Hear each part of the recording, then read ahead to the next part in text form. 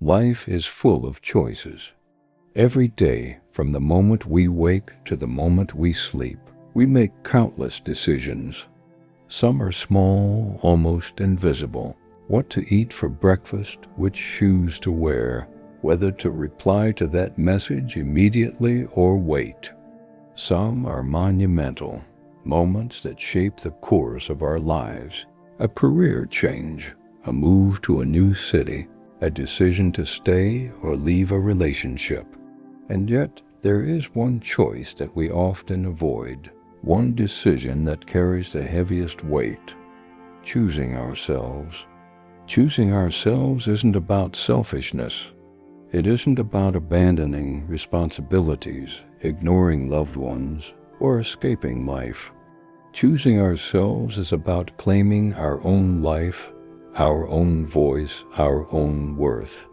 It's about recognizing that our feelings, our needs, our dreams are not secondary. They are not a luxury. They are as valid, as urgent, as essential as anyone else's. And yet, for so many of us, this seems impossible. We are conditioned to put others first, to conform, to comply, to sacrifice. We were taught that love means selflessness, that success means approval, that peace comes from keeping everyone else happy. And while there is honor in compassion, there is danger in consistently ignoring ourselves. Because when you live constantly for others, you forget who you are. So what happens when you finally choose yourself above everything else? The answer is both simple and profound. Everything changes. The first thing that happens is clarity. Suddenly, the fog of obligation lifts. The constant chatter in your head, the worries about pleasing others, the fear of disappointing someone, the endless comparisons to the right way of living, begins to quiet. When you choose yourself, you stop listening to the parade of external voices dictating your worth. You begin to hear your own voice. And let me tell you, it's been there all along, soft and patient, waiting for you to finally notice it. That small, steady voice that whispers, "This is what feels right for me. I deserve to be happy. I want to honor my own truth." And the moment you lean in, even just a little, the world begins to shift around you. Then comes courage. Choosing yourself is not easy. It means saying no when you always said yes. It means walking away from situations, jobs, relationships that drain you, even when everyone expects you to stay. It means taking responsibility for your own happiness instead of outsourcing it to approval, recognition, or validation. And courage, you see, is not the absence of fear. It is acting in spite of it. The first time you choose yourself, fear will show up. It will whisper, "You can't do this." They'll judge you. You'll regret it. You might feel it in your chest, tightening like iron, or in your stomach, twisting like a knot that won't untangle. But here's the truth. Fear is not the enemy. Fear is a signal. Fear is evidence that you are stepping into something real, something transformative, something that matters. Next comes liberation. Choosing yourself allows you to release the weight of pretending. For years, we wear invisible masks, performing for family, friends, colleagues, strangers. We smile when we want to cry, agree when we want to speak, comply when we want to resist. Choosing yourself is like taking off that mask. For the first time, you breathe fully, freely. And in that liberation, you find energy, joy, and creativity you didn't know existed. You are no longer expending life force maintaining an illusion. You are living, truly living, in the raw, glorious sense of the word. And here's the paradox. When you choose yourself, relationships transform. You might fear that choosing yourself will isolate you, that people will leave, that love will vanish. The opposite happens. Authenticity attracts authenticity. When you stop performing, you no longer attract those who need you to perform. You attract people who see and value the real you. Some relationships may fade, and that is okay. Others will deepen in ways you never imagined. The love, friendship, and connection you experience now are built on truth, not compromise, not obligation. The bonds are lighter yet stronger. They are real, not a performance. Your work changes too. Suddenly the jobs, projects, and responsibilities that don't align with your values, the tasks that drain your spirit, they no longer feel tolerable. And in that discomfort, you find direction.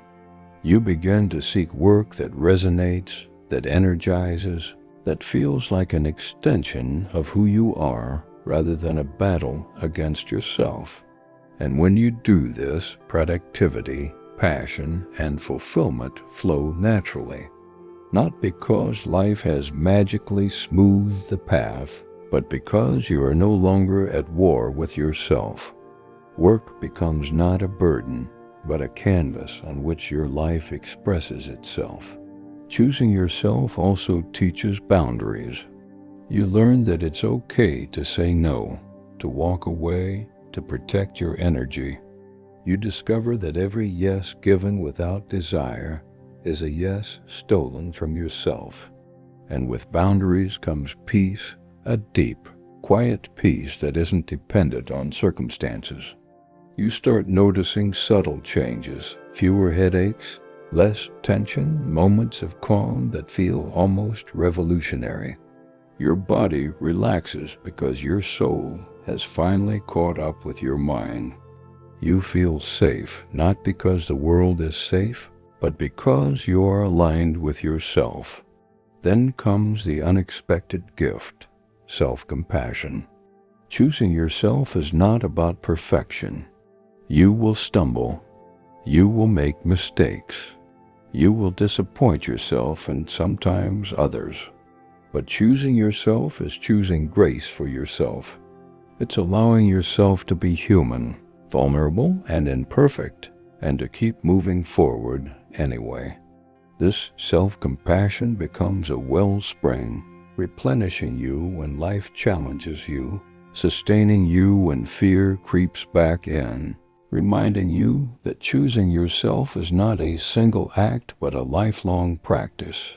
And slowly, almost imperceptibly, transformation occurs. Your fears begin to shift. Your desires become clearer.